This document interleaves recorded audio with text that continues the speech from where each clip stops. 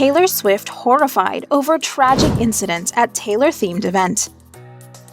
Did you know a Taylor Swift-themed event meant for children turned into a devastating tragedy?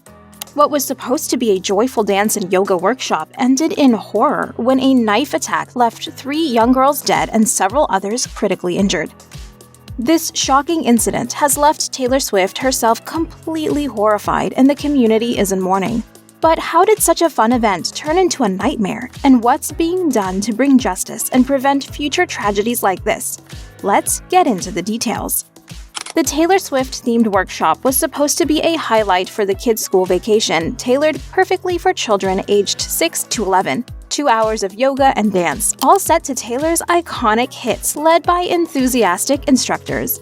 It sounded like a dream event for young Swifties, but then the unthinkable happened. A sudden attack turned this joyous gathering into a scene of chaos and heartbreak.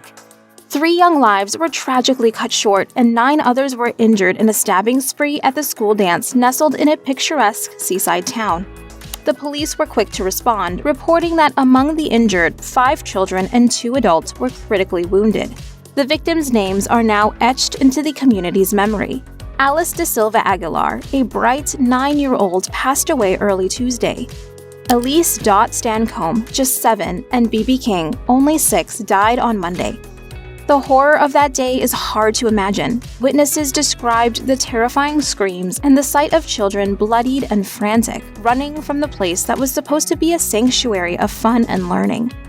This venue, usually known for its peaceful activities like pregnancy workshops, meditation sessions, and women's boot camps, was now the backdrop of a tragic and senseless attack. But how did Taylor Swift react to this devastating news? Taylor, who had just performed in a nearby Liverpool as part of the European tour in June, shared her deep sorrow and disbelief. She expressed that the horror of the attack, which saw 3 children lose their lives, 5 critically injured, and 3 more hurt, is washing over her. She described the loss of life and innocence and the horrendous trauma inflicted on everyone who was there as leaving her at a complete loss for how to ever convey my sympathies to these families. In a heartfelt message, Taylor wrote, "The horror of yesterday's attack in Southport is washing over me continuously, and I'm just completely in shock. The loss of life and innocence and the horrendous trauma inflicted on everyone who was there, the families and first responders." She added, "These were just little kids at a dance class. I am at a complete loss for how to ever convey my sympathies to these families."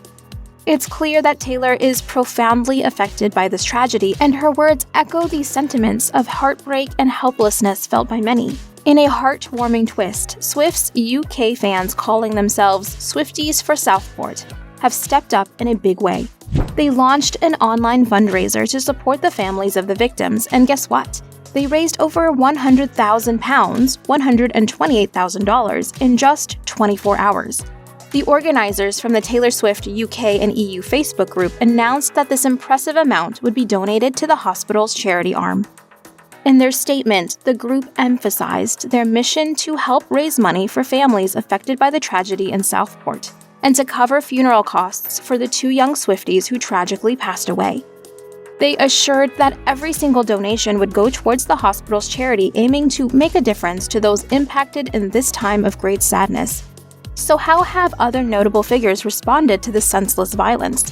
In the wake of the tragic incident, heartfelt messages have poured in from all corners, including the British royal family. On X, the king expressed profound shock over the utterly horrific incident. He shared, "We send our most heartfelt condolences, prayers, and deepest sympathies to the families and loved ones of those who have so tragically lost their lives, and to all those affected by this truly appalling attack." His words captured the gravity of the situation and the sorrow felt by many. The Prince and Princess of Wales also voiced their distress, calling the attack horrid and heinous. They sent their love, thoughts, and prayers to all those involved. In a touching message, they said, "As parents, we cannot begin to imagine what the families, friends, and loved ones of those killed and injured in Southport today are going through. Their empathy shines through, especially when they acknowledged the unimaginable pain the affected families are enduring." They also took a moment to thank the emergency responders, praising their compassion and professionalism in the face of such horrific scenes. But what exactly did the first responders encounter when they arrived? According to BBC, when officers arrived on the scene Monday morning, they were met with a scene of utter devastation. Multiple people, many of them children, were suffering from serious injuries following what police described as a ferocious attack. It's hard to fathom the horror of that moment. A person armed with a knife walked into the building and started attacking everyone inside. Two brave adults suffered critical injuries while they tried to protect children from the assailant.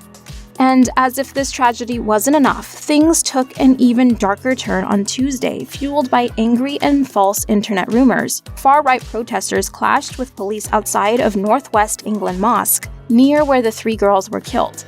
The chaos resulted in 20 officers being wounded as protesters threw bottles and stones. Prime Minister Keir Starmer strongly condemned this thuggery, pointing out that the angry crowd had hijacked what began as a peaceful vigil.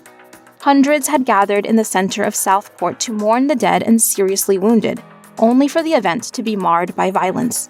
But the burning question on everyone's mind is, who would commit such a horrifying act against innocent children?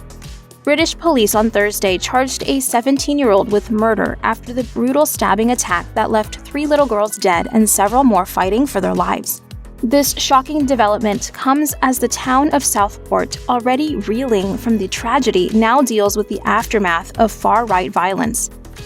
Agitators fired up by wild rumors and misinformation clashed with police near the Prime Minister's residence in London, adding fuel to the fire of an already chaotic situation. The Merseyside police have confirmed that this teenager, whose identity remains a mystery due to his age, is facing some very serious charges. He's been slapped with 3 counts of murder and 10 counts of attempted murder. And if that's not huge enough, these heinous crimes took place during a Taylor Swift-themed summer holiday dance and yoga class, an event that was supposed to be full of fun and laughter. But the horror of the recent attack brings back chilling memories of Britain's worst tragedy involving children. Back in 1996, a 43-year-old man named Thomas Hamilton shocked the nation when he walked into a school gymnasium in Dunblane, Scotland, and shot 16 kindergartners and their teacher dead. The gruesome event led to a major shift in the UK's laws, with almost all private ownership of handguns being banned. Fast forward to today, and while gun control laws have tightened, another deadly issue has emerged. Knife crimes are skyrocketing in the UK, with over 14,500 offenses recorded just last year, according to the UK Home Office. That's a staggering 46% of all the homicides in the country. Over the past decade, leading up to October 2023, 38% of homicide cases involved a sharp object, according to the House of Commons Library. The Labour Party is sounding the alarm, claiming that knife crimes have shot up by nearly 80% since 2015.